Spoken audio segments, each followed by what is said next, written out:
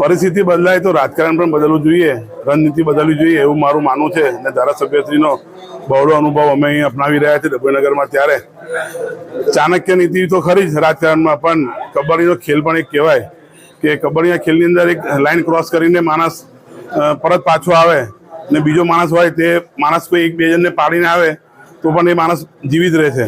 એવી જ રીતે મારો અંગત મિત્ર વોર્ડ નંબર 9માંથી કોંગ્રેસમાંથી દાવેદારી કરી હતી ને પાછો ભાજપમાં પરત ફરેલ છે. અમે લાવીમાં સક્સેસ થયા છે. તે બદલ હું રબારી સમાજનો બી એક ખાસ આભાર માનું છું. ધારાસભ્ય શ્રી વિજય બ્રહ્મભટ્ટ સાહેબ, શૈલેષભાઈ મહેતા, બધાનો હું આભાર માનું છું. અને સાથે સાથે ડભોઈનગરનું માળખું, ડભોઈનગરનું સંગઠન વધુ મજબૂત થશે. અને વિજય રબારીને તમે 109 વોર્ડમાં જ્યાં બી નાખશો તો એ પ્રમાણેની કામગીરી ગતિ આપશે ને વોર્ડને વિજય બનાવશે, એની પૂરેપૂરી ખાતરી આપું છું.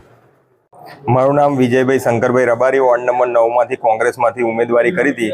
હું ભારતીય જનતા પાર્ટીનો પાયાનો કાર્યકર હતો.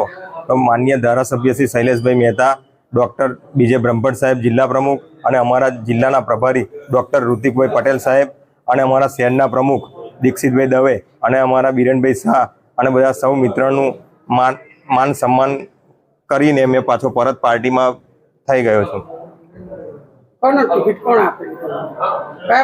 કોંગ્રેસમાંથી. હા, પાછી ખેંચી લીધી.